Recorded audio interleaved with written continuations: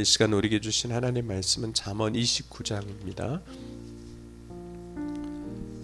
잠언 29장 1절에서 14절.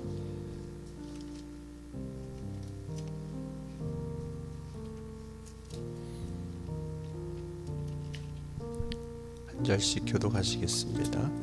자주 책망을 받으면서도 목이 곧은 사람은 갑자기 패망을 당하고 피하지 못하리라.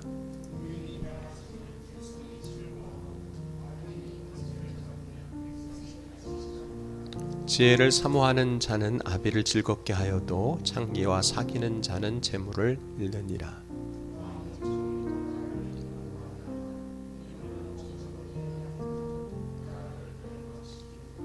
이웃에게 아첨하는 것은 그의 발 앞에 그물을 치는 것이니라.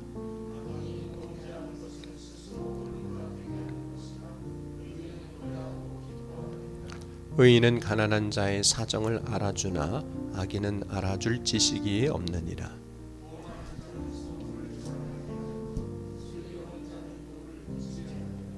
지혜로운 자와 미련한 자가 다투면 지혜로운 자가 노하든지 웃든지 그 다툼은 그침이 없느니라.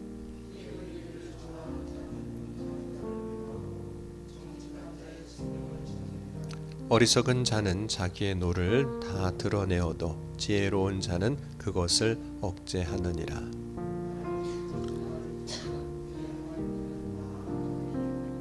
가난한 자와 포악한 자가 섞여 살거니와 여호와께서는 그 모두의 눈에 빛을 주시느니라.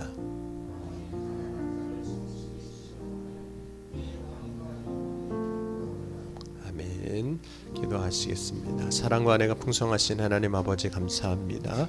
오늘 이 아침에도 먼저 주의 은혜를 사모하게 하시고 주님 앞에 나와 기도하고 간구할 때 우리의 기도에 들어 응답하여 주실 줄 믿습니다. 주의 은혜가 주님을 찾는 모든 이들 가운데 충만하게 하여 주시사 살아 역사하시는 주님을 고백하는 귀한 믿음 위에 서게 하여 주옵소서. 오늘 우리가 이 땅 위에 살아갈 때 주님 기뻐하시는 믿음으로 살게 하시고 그 믿음 안에서 주님 주시는 축복을 누리게 하여 주옵소서. 오늘도 주의 성령께서 말씀을 들을 때마다 또 부르짖고 간구할 때 역사하시고 친히 인도하여 주실 것을 믿사오며 예수님의 이름으로 간절히 기도하옵나이다. 아멘. 오늘 우리가 살아가는 곳이 어떤 곳일까라고 생각해 보면 보통 세상이라고 말하는 이곳은 의인과 악인이 함께 있는 곳입니다. 하나님의 나라는 의인으로 충만한 곳, 구원받아 하나님의 백성은 하나님이 인정하시는 사람들이기 때문에 그렇습니다. 그러면 세상에서는 이제 의인과 악인이 함께 있을 때 어떤 일들이 일어날까 하는 겁니다. 의인이 많아지면 오늘 말씀 보면 백성들이 즐거워하고 악인이 권세를 잡으면 백성들은 탄식하게 됩니다. 의인들이 많을 때 백성들이 즐거워할 수밖에 없는 이유는 의인들이 주는 세상의 선한 영향력으로 인하여 세상이 바뀌기 때문입니다. 반대로 악인들이 권세를 잡으면 악인들은 자신의 유익만을 위하여 살아가기 때문에 백성들은 고통당하고 힘들어질 수밖에 없는 거죠. 그래서 백성들이 이제 탄식할 수밖에 없는 겁니다. 그런데 우리는 우리 자신이 의인으로 살아가는지 혹은 악인으로 살아가는지 사실 내가 어느 편에 어느 무리에 있는지 스스로 돌아볼 필요가 있습니다. 왜냐하면 우리가 의인의 무리에 속한 자들이 될 수도 있지만 동시에 악인의 무리에 속한 자들이 될 수도 있기 때문입니다. 그럼 하나님이 세상을 창조하시고 세상을 보셨을 때 그들이 마음에 계획하고 생각하고 행하는 모든 것이 악함을 보셨습니다. 사람들이 악인들의 무리에 다 참여하고 쫓아가고 있었다는 뜻입니다. 그러면 예수님이 십자가에 못 박혀 죽으실 때 많은 사람들이 예수님을 십자가에 못 박으라고 외칩니다. 누가복음 23장 21절 보면 그들이 소리질러 이르되 그를 십자가에 못 박게 하소서 십자가에 못 박게 하소서 하는지라. 요한복음 19장 6절에도 대제사장들과 아랫사람들이 예수를 보고 소리질러 이르되 십자가에 못 박으소서 십자가에 못 박으소서 하는지라. 빌라도가 이르되 너희가 친히 데려다가 십자가에 못 박으라. 나는 그에게서 죄를 찾지 못하였느니라. 사람들이 악인들의 그 무리에 참여하는 일들을 사실 때로는 우리 주변에서도 쉽게 찾아보게 됩니다. 그 이유는 우리의 본성이 죄인이기 때문에 그렇습니다.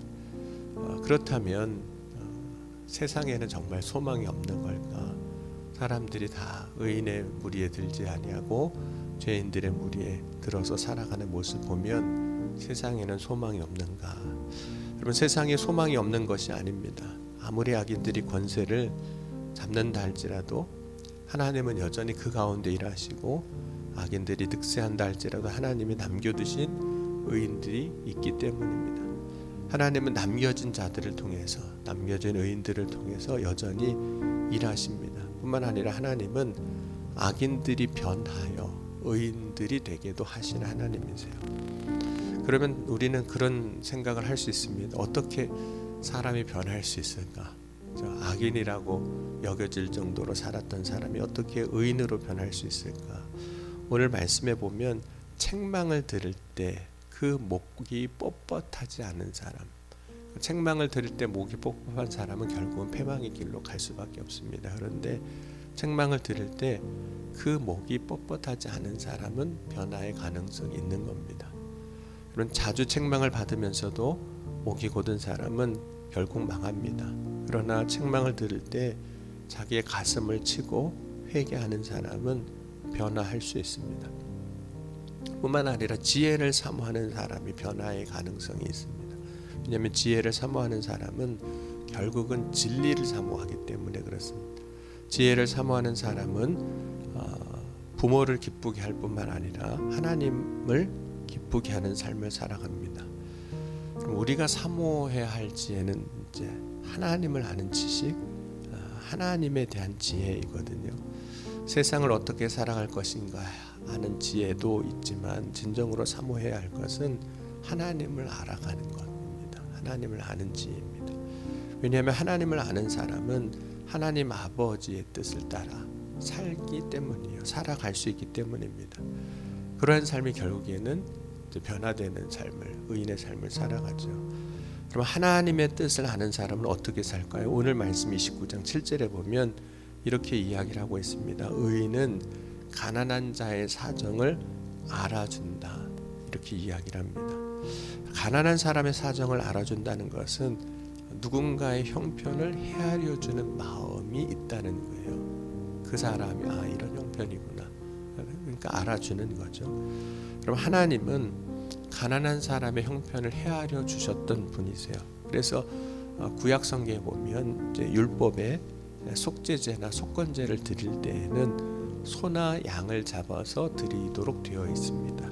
그런데 하나님은 가난한 자들을 위하여 집비둘기 2마리나 혹은 산비둘기로도 그렇게 할 수 있게 하셨던 거죠. 만약 가난한 자의 형편을 하나님이 알아주시지 않았다면, 헤아려 주시지 않는다면 가난한 사람들은 하나님 앞에 나와서 속죄를 드릴 수도 없었고 속건제를 드릴 수도 없었습니다. 그렇다면 가난한 사람은 구원받을 수가 없는 거예요. 하나님은 돈의 유물을 가지고 판단하지 아니하시고 돈의 유물을 가지고 구원받을 자와 멸망받을 자로 나누시지 않으셨다는 겁니다. 그 얘기는 그들의 형편을 알아주셨다는 거예요. 과연 우리는 다른 사람의 형편을 알아주는, 헤아려주는, 혹은 가난한 사람의 형편을 헤아려주는 마음이 있을까요? 가난한 사람의 마음을 헤아려주는 일, 곧 다른 사람의 마음을 헤아려주는 일을 할 때 우리에게 필요한 것 중에 하나는 사람의 사정을 알아주려면 넓은 마음, 사랑이 있을 때 비로소 가능합니다. 사랑이 없으면 절대로 남을 헤아리지 않습니다. 그럼 우리의 삶을 보면 어떤 때는 참 사람이 마음이 좁구나 이런 생각을 하게 됩니다. 다른 사람의 형편, 사정을 전혀 알아주려고 하지를 않는 모습을 보게 됩니다. 그런데 다른 사람의 사정을 알아주는 사람은 하나님의 뜻을 아는 거예요. 왜냐하면 하나님이 그러시기 때문에. 여러분, 우리는 우는 사람과 함께 우는 사람이 되어야 하고 즐거워하는 사람과 함께 즐거워하는 사람이 되어야 됩니다. 그것이 다른 사람을 헤아리는 마음을 가진 사람이에요. 근데 우리는 때로는 이렇게 살아가기도 하거든요. 우는 사람이 있으면 고소해하게 돼요. 그러니까 남이 고난당하고 슬픔을 당한 걸 보면서 고소해하고, 혹은 즐거워하는 사람을 보면서 배 아파하기도 하고, 사촌이 땅을 사면 배 아파하는 게 즐거워하는 사람을 보면서 배 아파하는 거거든요. 남을 시기하는 사람이 되는 거죠. 그것이 남을 헤아릴 줄 모르는 사람입니다. 즐거워하면 같이 즐거워해주고, 울면 같이 울어주는 거죠. 여러분, 오늘 말씀 보면 의인은 다투지 않는다 그랬습니다. 피 흘리기를 좋아하지 않습니다. 왜냐하면 의인은 생명을 중요하게 여기기 때문입니다. 다투고 피 흘리는 일은 결국은 생명을 살리는 일이 아니라 생명을 죽이는 일이 됩니다. 그래서 의인은 다툼을 그칩니다. 그래서 모든 사람과 화평케 하는 힘이 의인에게 있는 겁니다.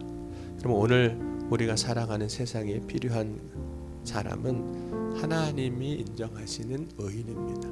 그 의인 한 사람이 많은 것을 바꿀 수 있어요. 저와 여러분이 오늘 이 세상에서 하나님이 인정하시는 의인으로 서 나갈 수 있기를 주의 이름으로 간절히 축원합니다. 우리가 하나님 인정하시는 의인으로 이 세상에서 살아갈 때 특별히 해야 할 것은 하나님의 말씀을 따라가는 겁니다. 말씀을 따라가려고 애써야 하는 거죠. 왜냐하면 애쓰지 않으면 우리는 자동적으로 하나님 말씀에서 멀어집니다. 애써야 따라가는 거예요. 하나님의 말씀을 붙잡으려고 애써야 합니다. 그렇지 않으면 자동적으로 하나님의 말씀이 아닌 다른 걸 붙잡게 되어 있습니다. 애써야 붙잡을 수 있고 애써야 따라갈 수 있습니다.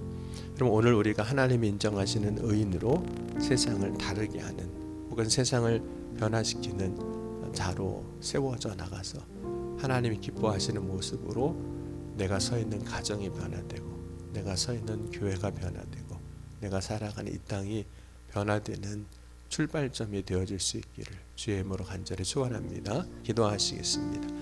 지금도 살아계시고 역사하신 하나님, 오늘 이 아침에도 주를 바라고 소망하며 믿음으로 나아갑니다.